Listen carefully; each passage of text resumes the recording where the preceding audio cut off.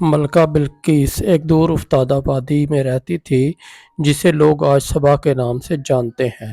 یہ وادی اپنے قدرتی حسن، سرسبز پہاڑوں اور زرخیز زمین کی وجہ سے بہت مشہور تھی۔ ملکہ بلقیس کو نہ صرف اپنی دانشمندی اور عدل و انصاف کے لیے جانا جاتا تھا بلکہ وہ اپنے لوگوں کی بہت محبت اور عزت بھی کرتی تھیں۔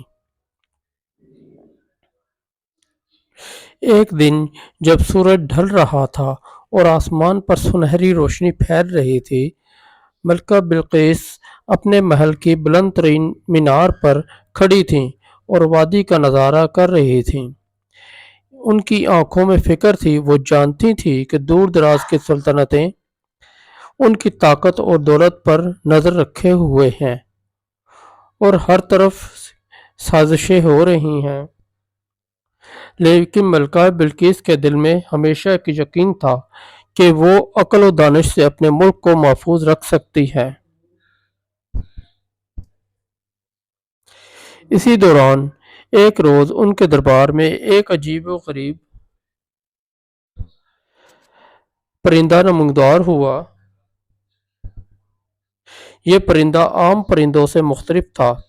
اس کی آنکھوں میں ایک خاص چمک تھی اور وہ سیدھا ملکہ بلقیس کے سامنے آ کر بیٹھ گیا۔ پرندے نے اپنی چونچ سے ایک چھوٹا سا پیغام ان کے قدموں میں رکھا۔ ملکہ بلقیس نے حیرت سے وہ پیغام اٹھایا اور پڑھنے لگیں۔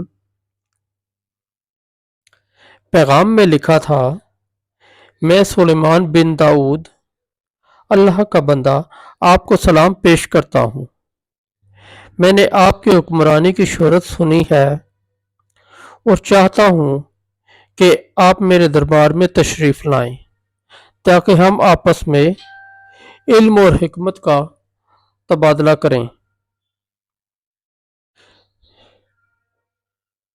ملکہ بلقیس حیران ہو گئیں کہ کوئی ایسی ہستی بھی موجود ہے جو ان کی حکمت کی قدر کرتی ہے، ان سے ملاقات کا خواہاں ہے۔ وہ جانتی تھیں کہ یہ دعوت ایک اہم موقع ہے۔ سلیمان کا دربار بہت مشہور تھا اور ان کے بارے میں مشہور تھا کہ وہ نہ صرف ایک عظیم بادشاہ ہیں بلکہ اللہ کے نبی بھی ہیں۔ ملکہ بلقیس نے طے کیا کہ وہ سلیمان کی دعوت قبول کریں گی، مگر وہ چاہتی تھیں کہ یہ ملاقات ان کی عزت اور شان کے مطابق ہو۔ انہوں نے اپنے وزراء سے مشورہ کیا اور ایک عظیم الشان قافلہ تیار کیا۔ قافلے میں سونا، چاندی، قیمتی جواہرات اور ان کے ملک کے نایاب اشیاء شامل تھیں۔ جب وہ حضرت سلیمان کے دربار میں پہنچیں تو وہ حیران رہ گئیں۔ سلیمان کا محل ہوا میں معلق تھا، شیشے سے بنا ہوا فرش زمین کے بجائے پانی پر چلتا ہوا دکھائی دیتا تھا۔ یہ ایک ایسی عظیم الشان عمارت تھی جس کی مثال دنیا میں کہیں نہیں ملتی تھی۔ ملکہ بلقیس نے پہلی بار محسوس کیا کہ ان کی حکمت اور دولت شاید اتنی بڑی نہیں جتنا انہوں نے سوچا تھا۔ حضرت سلیمان نے انہیں نہایت عزت و احترام کے ساتھ خوش آمدید کہا اور ان کے ساتھ بہت سی حکیمانہ باتیں کیں۔ ملکہ بلقیس نے ان کی باتوں میں ایک خاص روحانی طاقت محسوس کی اور وہ جان گئیں کہ حضرت سلیمان کا علم اور حکمت آسمانی ہے۔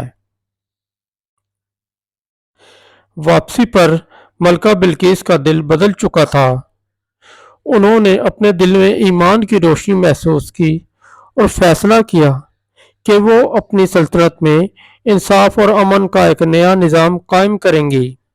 وہ واپس سبا گئیں اور اپنے لوگوں کو ایک نئی امید اور روشنی دی۔